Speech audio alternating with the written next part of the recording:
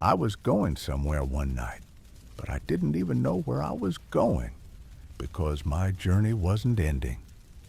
Where it usually took me 15 minutes to get there, it was now 25 minutes. But I had not yet arrived. I stopped my car for a minute and lit a cigarette. When I looked at the car again, I was surprised. My car was parked in its place, but no matter how much I was racing, the car was not moving. When I got down from the car, I saw that someone had put a big stone under my car. A bird flew out from under the car. At first I started to look around, but I didn't see anything else because I stopped the car on a bridge and it was nighttime. I was so scared because this had never happened to me before. Then I got scared and went to the tire of the car and started to remove the stone. As I lifted the stone up, I felt as if someone had pushed me. At that moment, my eyes stopped. Suddenly, my car started to move. I stood there, but I couldn't see anything. Then I felt the car with my hands and somehow sat inside the car. The strange thing was that as soon as I sat inside the car, I could see everything again. Then I drove the car. 2 minutes later, I arrived. I reached my destination, but I was wondering why this happened to me that night. This has never happened to me before, though I've been on this path for 7 years. This is a Japanese story. It's an evening. I am my father's son. I don't have a brother, but I have a sister. I ride my horse every day. Every time my horse passed by a house, his feet would stop there. No matter how much I hit the horse, it doesn't move forward. Finally, I had to get down from the horse every day, then go and move the horse forward. This has been going on for the past 9 days. On the 10th day, when the horse stopped again, I went into the house with the horse. I tied the horse to a tree so he wouldn't go anywhere. Then I entered the deserted house, for I had never been in it before. As soon as I entered the house, some birds came to my mouth. In fact, they were in a hurry to fly. I got sweaty because I've never been so scared in my entire life, as much as I was afraid at the time. Then I thought it was okay to go further inside the house because I was starting to feel too scared. When I got out of the house, my horse was circling the hall of the house, as if someone was riding on it. But there was nothing on top of the horse. Seeing all this made me even more afraid because my horse had never done this before, and his eyes also looked red. I was so scared that I started vomiting blood. There was so much sweat coming out of my body that in 10 minutes, maybe 1 liter of sweat would have come out. I didn't go with the horse.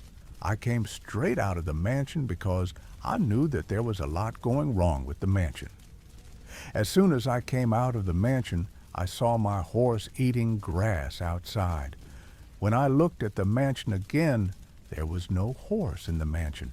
I wondered, just now my horse was in the mansion. How could this happen? When I came home and told my grandmother about it, she said, "Son, you did well not to go near the horse when it was roaming in the house. Otherwise, you would have disappeared with the horse and gone on a journey. The horse you've seen, he wasn't your horse. He just came to get you. But it was your good fortune that you did not go to him and came out." Grandma tells the boy's father, "Congratulations on the birth of your son." The boy says, "I stopped riding that day. I am now 39 years old. Every time I remember that, I think, thank you. I'm not sitting on that red horse. And now every time I see a horse, it reminds me of my bad times." I was a policeman. My first job was in the Central Jail. Even though I'm retired today, There was a time in my life that I still wonder if this could really happen. I was on duty as usual when a prisoner was brought in the same van. What his crime was, I do not know, nor could I ask my elder brother. The prisoner was very beautiful. My duty was to give food to the people, do a little cleaning, just walk around in the jail. I had nothing to do with the prison system. I saw that when the prisoner was brought in, the people began to beat him with great force, as if breaking a stone. Sir, the sound of people's abuses was getting louder, but the prisoner was not feeling any pain. When I came out of the room, tired and sweating, I was waiting for the water jug to give them water. I had given water to Sir many times before, but this time my hands were trembling. I thought it was so like I should not have given this water, but still I gave the water. When I entered and began to give water to the prisoner, the other man said, "Don't drink the water." I came back and cried my heart out. He was then locked in a room. When I went to the prisoner, he looked like it's like reading words. The strange thing was that his head was somewhere else and his body somewhere else. I was surprised to see what it was. I went back in fear. When he returned, he found that the prisoner was not present in the room. I called him and told him that he was not a prisoner. The prisoner wasn't there when he arrived. A search was conducted throughout the prison, but none of the policemen found the prisoner. Later, when the CCTV cameras were checked, it came to light that I'm a financial. My job is to take care of the plants. There was a day in my 44 years of life when I had to quit my job. In fact, I was in the Army before. When I retired, I had to do financial work. I work in a government hospital. I was the only gardener there who watered the plants and cut the waste leaves. It was actually a small hospital that was only open for 12 hours. The hospital was closed at night, but I slept inside the hospital at night. At the end of every month, there was a plant in the hospital that prostrated to the earth, and when he prostrated, a woman's cry came from outside. I was so afraid at the end of every month that nothing would happen to me, but I kept sleeping quietly. There was a knock on my door, but I lay still. I asked an old man why this happens in this hospital, why this plant prostrates every month.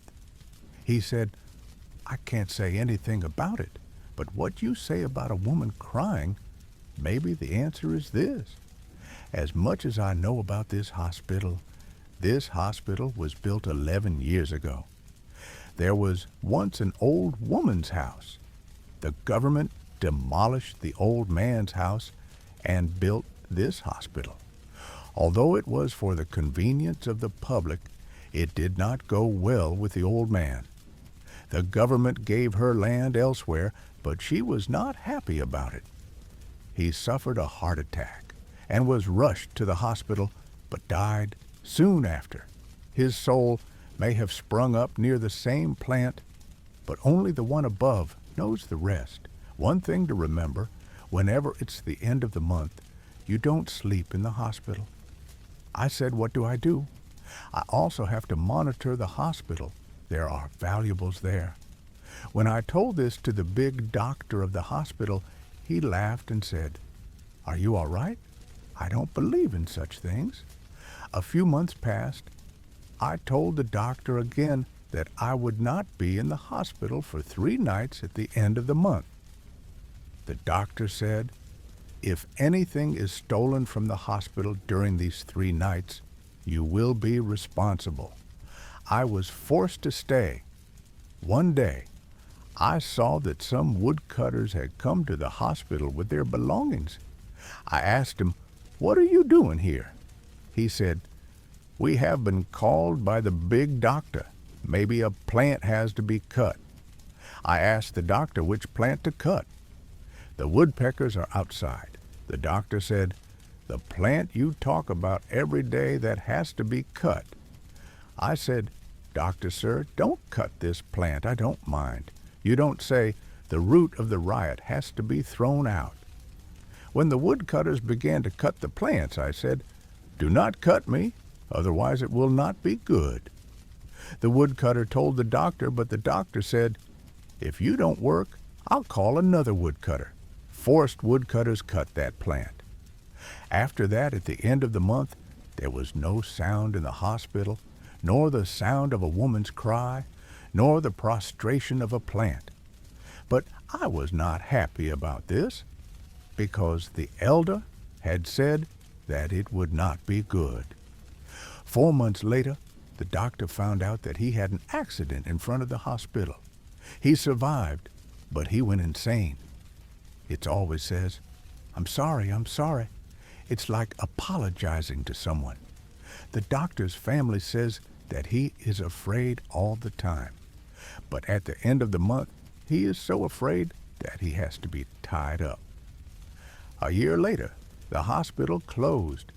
Now only birds and animals live in the hospital.